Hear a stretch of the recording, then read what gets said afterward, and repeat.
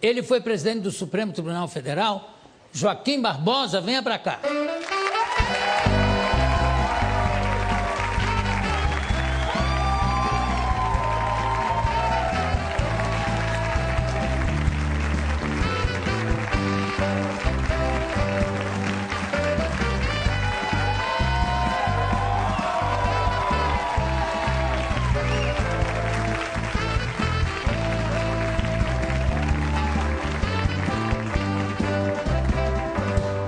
Olha que recepção, ministro. Que maravilha de música, hein, João? A música e os aplausos. Ministro, como é que estão as costas? Elas incomodam, mas estão um pouco melhor, convivo melhor com eu tenho uma dor lombar que é um inferno. Eu digo que eu não faço pilates, eu faço pilares. Quando eu estou andando e está doendo, eu encosto no pilar, pronto. Eu espero passar. Porque é um inferno. Quando dá, é uma coisa pavorosa. Eu posso oferecer alguma coisa que tem água. Além da água, quer tomar alguma coisa que você quiser? Água, tomo água. Estamos com água. Qual é seu apelido de infância, ministro? Eu tenho alguns apelidos, depende da fase da vida. Na infância era Fritz, um apelido que surgiu assim na escola. Fritz. Fritz. Um apelido de futebol, né? E mais adiante, em Brasília, na época de faculdade, porque eu vivi uma parte da minha vida em Brasília, né? Surgiu Joca.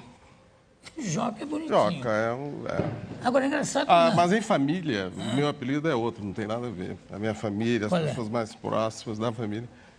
Dito. Dito. Dito. Também, porque meu nome é Joaquim Benedito. O nome do meu pai e da minha mãe, a junção do... Né? E você, como juiz, não tem discussão contigo, tenho dito. Pronto, acabou. Sem discussão. Nada, as pessoas têm uma imagem muito distorcida a meu respeito. Acho que não. Sou um democrata... Isso. À outrance, como se diz. Né? À outrance. À outrance. Mas então, é essa a imagem que temos, pelo menos a imagem que eu tenho de você e que o Brasil tem de você, e essa imagem foi reafirmada durante todo o julgamento que você presidiu com uma firmeza irreprochável, já que estamos falando em expressões francesas. Agora, engraçado, na Alemanha tem o apelido de Fritz, porque Joaquim é um nome alemão, não é não? Joaquim é um nome alemão, espanhol, português, não é? Existe. E parece que volta de tempos em tempos, né? Como é que você foi morar? Como é que sua família foi morar na Europa? Minha família nunca morou na Europa, eu que morei na Europa. Eu que sou o nômade da família. Minha família é quietinha, todo mundo ali em Brasília, né? Vivem todos em Brasília há décadas. Você nasceu em Brasília? Não, eu nasci em Minas Gerais, uma cidade muito próxima, Paracatu, e migrei para Brasília na adolescência. Pensei que seus pais tinham ido para Brasília. Não, eu fui sozinho primeiro. Agora, é curioso essa sua vivência fora do Brasil. Qual foi o país onde você se deu melhor? Assim, qual foi o país que você mais gostou de morar? Olha, depende muito da perspectiva histórica, né?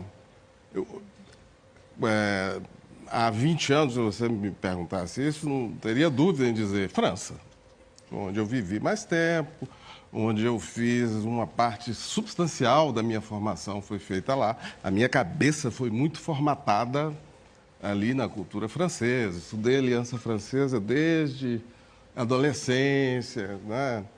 Quando cheguei à Universidade Francesa, já falava francês.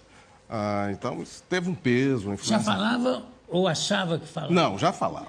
Já falava porque eu fiz 6 anos, 5, 6 anos de aliança. Aí já... Eu não sabia só a língua, eu já sabia um pouco da cultura. E passei 4 anos e meio mergulhado naquilo. Isso marca você. E eu tenho hábitos culturais até hoje, onde eu estou, em qualquer lugar do mundo, deu 8 horas da noite, eu vejo a TV francesa levantando o jornal. Aqui é o Tele5. que é o Jornal Nacional de lá, né? Agora, você disse isso se perguntassem há 20 anos, mas hoje tem uma outra perspectiva? Eu tenho uma visão um pouco nuançada, porque eu tive outras experiências, né? Depois desse período da Europa, que começou era muito jovem, numa fase já mais madura, eu passei a ter experiências nos Estados Unidos, na Europa, mas num outro sentido, entendeu? Então não dá para falar a França. Não, sou bem nômade, gosto muito dessa vagabundagem intelectual. Um flaneur intelectual. Hora me interesso por isso, daqui a pouco pulo para outra coisa. Assim. Você, de certa forma, no melhor sentido da palavra, você se considera um anarquista? Nem um pouco. Nada. Sou super tradicional, mainstream. Né? Hoje me perguntaram, você é o quê? Eu sou um social-democrata clássico, naquele estilo europeu. Sim. Né? Não, mas e quando eu falo anarquista... O capitalismo é isso aí, nós temos que encontrar meios de mitigar os seus efeitos deletérios. E aproveitar os bons efeitos. E aproveitar os bons, saber aproveitar o seu lado bom, né? O lado criativo, da inventividade, do empreendedorismo sadio e não esse empreendedorismo malsão que nós temos aqui. Mas... Agora, quando eu falo anarquista, me entenda, não é no sentido político, é no sentido de totalmente livre no pensar. Sim, quer dizer... eu sou um livre pensador, sem dúvida, sem dúvida. Não, nunca tive amarras, né? Isso. Nunca gostei de me filiar a grupos, a correntes. Não gosto, não é do meu temperamento. E isso me dá uma independência muito grande, de dizer o que pensa. Isso nota-se. Dizer o que pensa, né? Às vezes de maneira muito dura, como disse o New York Times a meu respeito. A blunt justice. Blunt? A blunt. Agora, o que você tem feito... de língua muito solta, franca, né?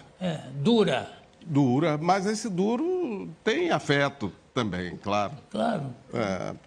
Porque, Jô, diferentemente de marcas que caracterizam o brasileiro, né? A história do tapinha nas costas, da amizade, do jeitinho, eu não tenho nada disso. Isso é uma imagem assim. Também meio Walt Disneyana do Brasil, né? Caricatural, né? Caricatural. Isso me irrita, me deixa mal, sabe? Ver o meu país ser caracterizado assim. Quando eu estou fora, que eu vejo essas coisas, nossa. Eu me lembro quando eu vi Cidade de Deus, eu estava em Los Angeles na época, estava na universidade lá. Eu entrei no cinema e comecei a ver Cidade de Deus. Era um cinema alternativo da cidade, um dos raros. Chegou a metade do filme, eu vi a plateia, as reações, eu saí do cinema. Eu não aguentei aquilo. Tá certo. Não aguentei. Você achou que era... que era muito clichê para cima do meu país, né?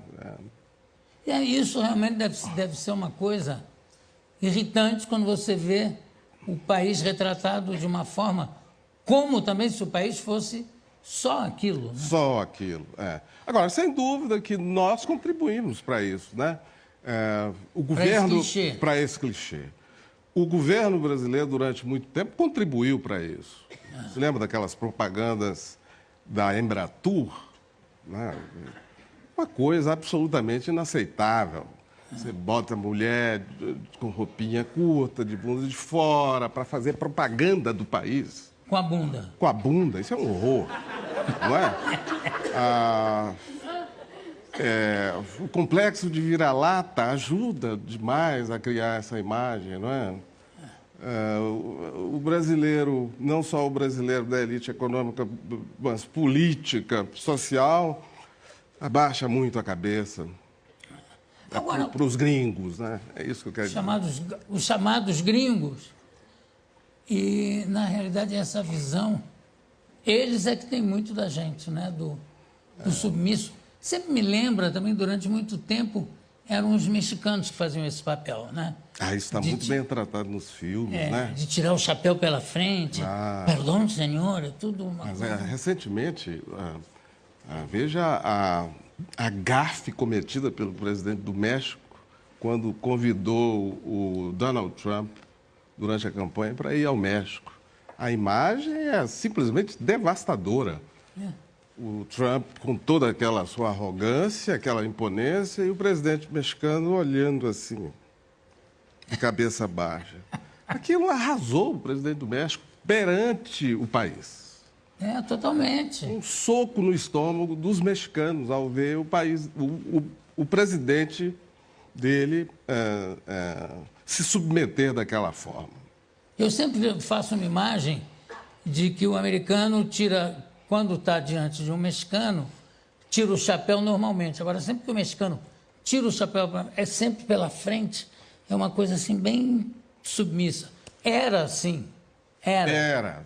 Hoje em dia, o mexicano não se permite fazer esse papel. Pelo contrário, por isso é né? que o presidente choca toda o México é um país que se distingue, a meu ver, por um orgulho nacional bem detectável. Né? Eles gostam, né? Eles valorizam muito certos aspectos da cultura, a herança indígena, tudo isso é muito fácil, é visível no México quando você chega. Agora, depois que você deixou o Supremo, Sim. O que você tem feito? Eu tenho feito duas coisas, Jô. Eu, há cerca de um ano, eu comecei uma atividade de consultoria jurídica. Abri um pequeno escritório aqui em São Paulo, especializado no qual eu dou a minha opinião sobre determinadas questões.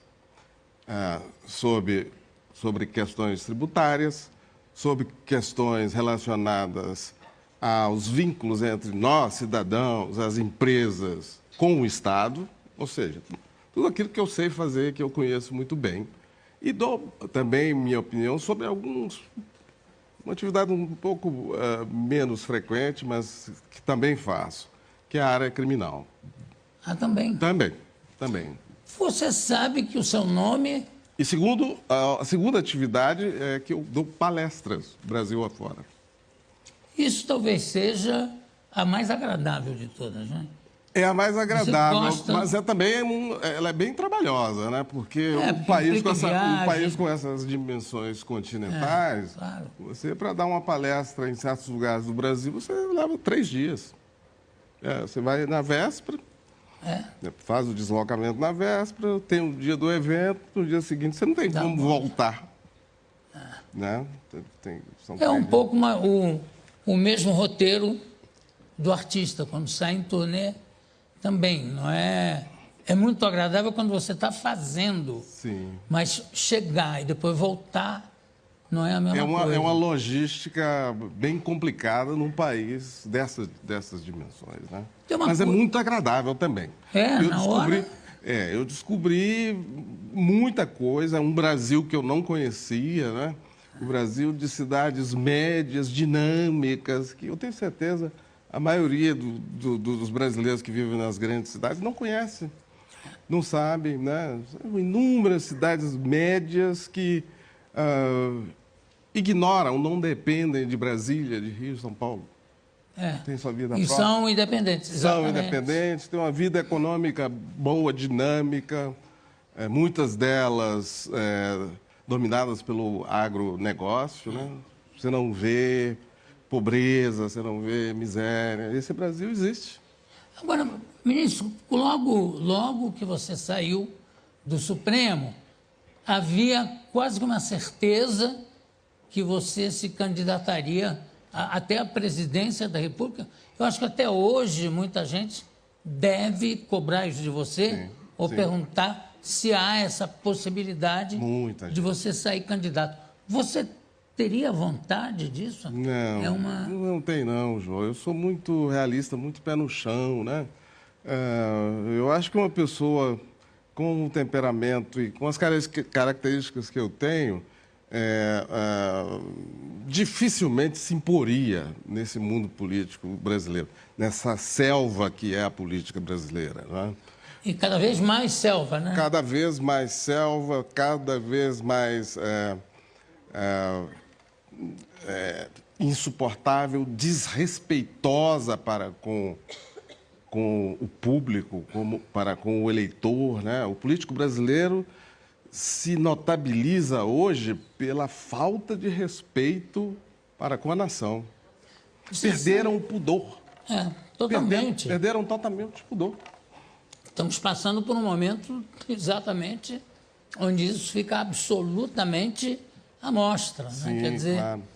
Eu tenho a impressão que o fato da política estar concentrada em Brasília, como se fosse uma Versailles, distante de tudo, que eles têm a impressão que o eleitor não conta mais, sabe? É só na hora fazem uma campanha, muitas vezes até desonesta, para se eleger, mas depois não cuidam nem um pouco do eleitor. A gente vê isso várias vezes. Não tenho essa visão, não, João. Eu acho que pouco importa onde a capital esteja localizada. O que há no Brasil é um sistema que não consegue atrair pessoas interessantes para políticas, pessoas que tenham no centro do seu interesse os interesses da nação. O sistema político brasileiro foi moldado, talhado para escolher gente ruim. Agora, você sabe que eu costumo dizer aqui no Meninas do Jô, que hoje em dia tem um instrumento que é o celular, que seria um instrumento fantástico de pressão aos políticos, né? Mas que não é utilizado mal e porcamente com alguns sites ou com bobagens, quando uma ferramenta que podia ser utilizada como cobrança muito forte a cada político que é eleito, né? Sim, sem dúvida. Mas o sistema pulveriza, né, os políticos pelo território nacional. O sistema funciona de uma maneira em que não haja uma relação direta entre o eleitor e aquela pessoa que ele elege. Uma vez eleito, aquele cara desaparece e vai fazer as suas tratativas, as suas manobras no Congresso Nacional, no seio dos partidos, né? Bom, para mim, desde criança, o cargo de senador da República era uma coisa que me impressionava, mas muito. Hoje já não impressiona mais, não, né? Hoje impressiona. No outro... Banalizou, né? Totalmente. Banalizou totalmente. Bom, eu vou chamar a nossa vinheta e eu volto e continuo aqui com o ministro Joaquim Barbosa. Vai vir, hein? Tenho aqui ao meu lado o ministro Joaquim Barbosa.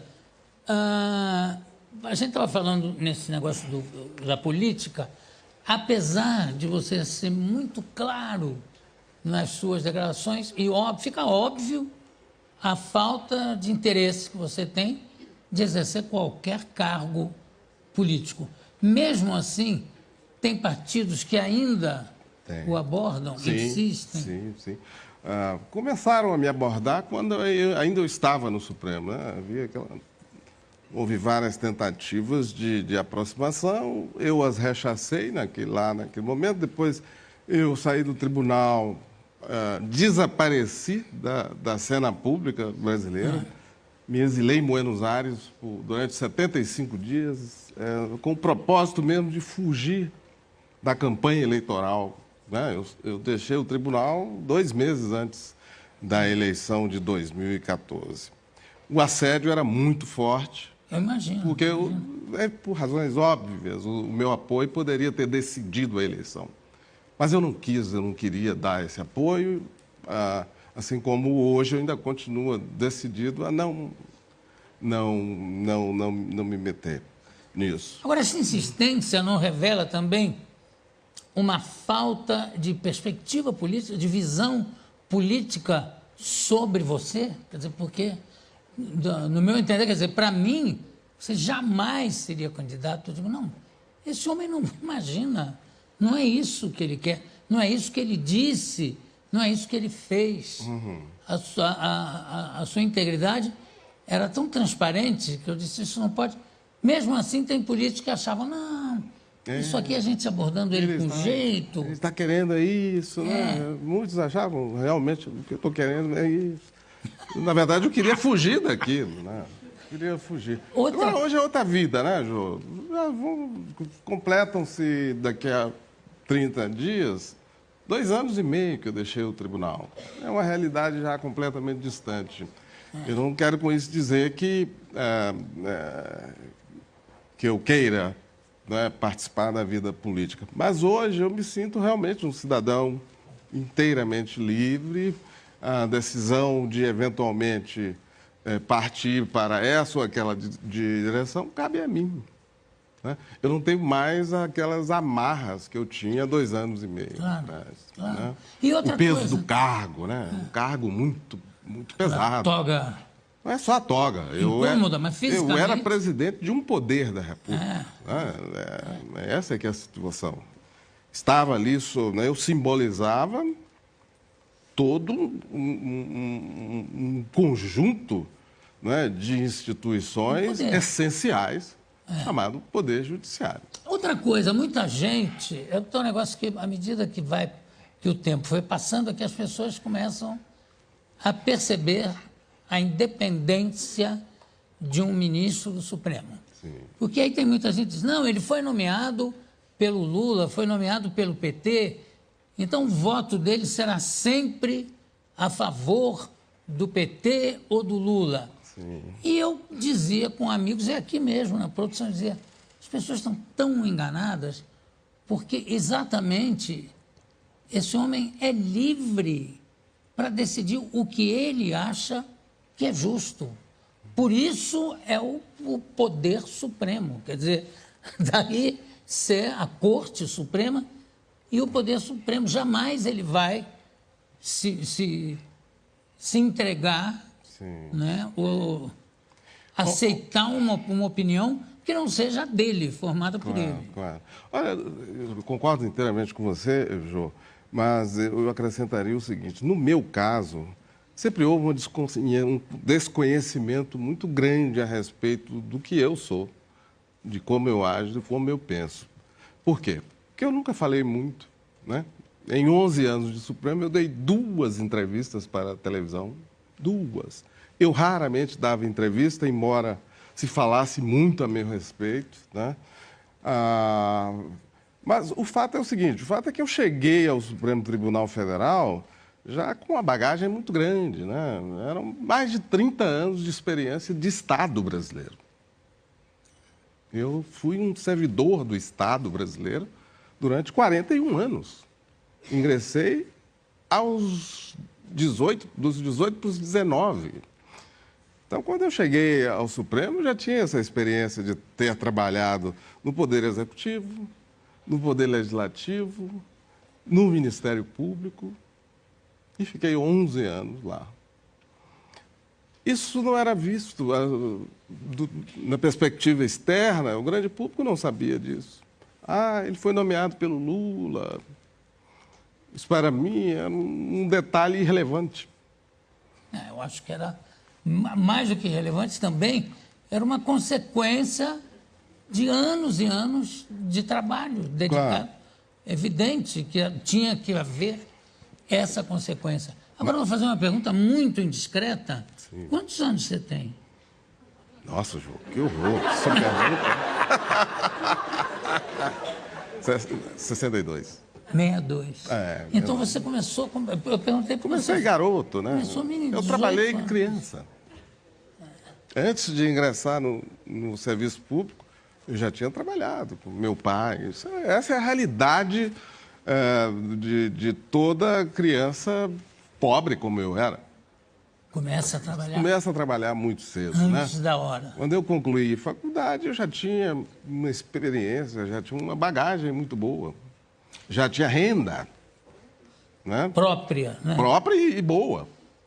Boa. Para a realidade brasileira da época, né? Agora, ministro, na época da sua nomeação para o Supremo, qual foi a sua reação e a reação familiar? Olha, a minha reação, João, veja como as coisas mudam, né? A minha indicação do Supremo foi no dia 7 de maio de 2003. Foi o dia mais apavorante da minha vida. Apavorante. Porque foi o dia que eu, né, me encontrei com o presidente da República pela primeira vez, numa reunião que durou ali 20, 25 minutos, o presidente cercado de aquele bando de assessores, e subitamente abre-se uma porta imensa, gigantesca, e eu vejo milhares de microfones, lâmpadas, né, os holofotes. Aquilo me deixou apavorado. Apavorado. Eu não sabia o que fazer. Eu não era acostumado com aquilo, né? Mas com o tempo, né, o nosso trabalho ali no Supremo, você trabalha num aquário, né, o Brasil inteiro assistindo. Com poucos meses eu já tinha me acostumado àquilo. As câmeras da TV, né? Os microfones. Os microfones, aquilo se torna rotina.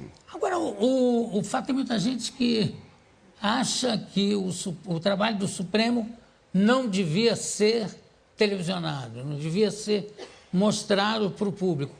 Eu acho que foi, em certos momentos, isso foi fundamental para que se tomasse conhecimento. Eu acho que tem que ser mostrado tudo. Tudo, né? Tudo, claro. Tudo. A transparência tem um efeito purificador, né?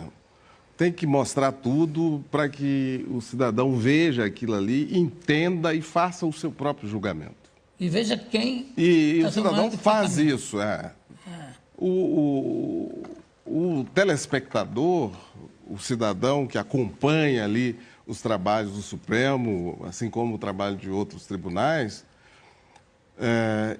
sabe fazer a distinção entre o joio e o trigo em meio àquele juridiquês não é? Intraduzível. As pessoas sabem. Claro que sabem. E a Câmara está querendo votar um projeto para proibir essas transmissões. O Congresso Nacional está numa fase de... entrou numa escalada de perseguição e tentativa de silenciar o Poder Judiciário. Essa é que é a verdade. Nossa, agora então são campanhas em cima de campanhas para cercear o máximo possível. Pois é. Essa madrugada, né, nós tivemos essa notícia aí da aprovação de um projeto de lei na Câmara. Isso ainda não significa que vai se transformar em lei, mas que é uma tentativa clara de intimidação. A lei de abuso de autoridade. De abuso de autoridade. É uma tentativa de intimidação. Mas eu não acredito que isso vá prevalecer. Eu também espero que não. Eu acho que o Senado tem um pouco mais de responsabilidade do que a Câmara. Ele foi concebido para isso, né? Para corrigir essa... A sua função é essa. E se não houver o veto do presidente da República, eu espero que o Supremo, em breve tempo, declare a inconstitucionalidade dessa tentativa de intimidação. Vergonhosa. Vergonhosa. Eu queria fazer uma pergunta a você, que, pelo amor de Deus, não é com o intuito de saber a sua opinião sobre esse ou aquele juiz do Supremo, mas, como jurista, o que você acha da medida tomada pelo ministro Lewandowski, quando presidindo o Senado, de dividir o impeachment, dizer, não, vale só essa parte aqui não precisa. Sendo que já teve um presidente anteriormente cassado plenamente, em todos os sentidos. O que você achou dessa decisão? Na verdade, eu sou muito pragmático, né, João? Eu acho o seguinte, eu vejo a coisa pelo que ela é. Na verdade, aquilo foi uma decisão tomada pelo Senado. Foi o Senado que decidiu que não aplicaria a pena acessória, né, de interdição de exercício de cargos públicos pelo prazo de 8 anos.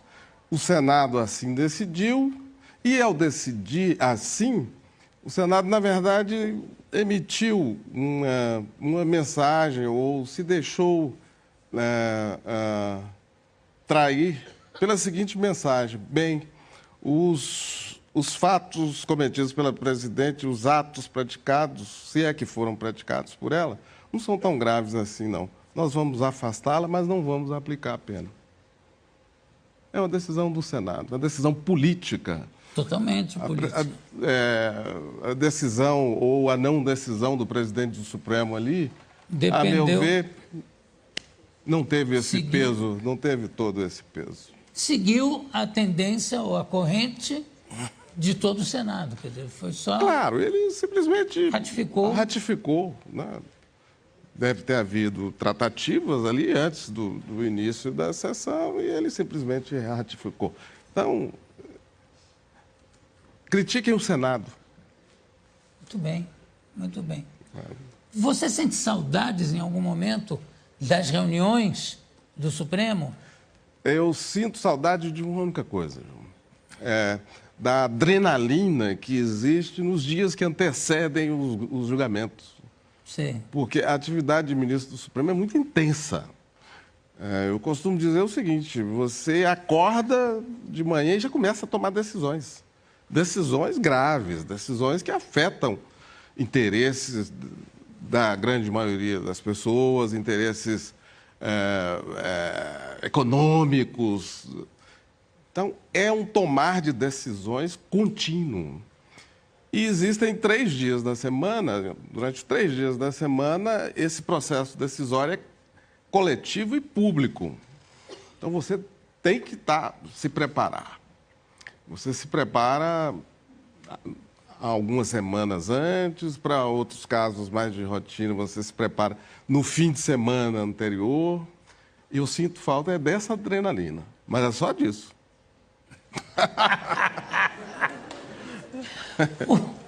Claro que há tendências de pessoas se acercarem dos seus semelhantes, ou de quem mais pensa parecido.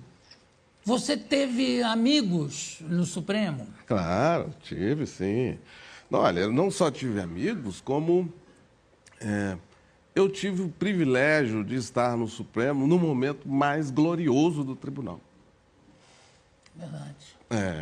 O momento, há um período aí de uns 5 a 7 anos do Supremo, que começa ali em 2005, 2006 e vai até 2012, que é o momento apoteótico do Supremo. Do Supremo, porque é o momento em que o Supremo avançou numa direção progressista. Ele estava à frente da sociedade, muito à frente dos outros poderes, né?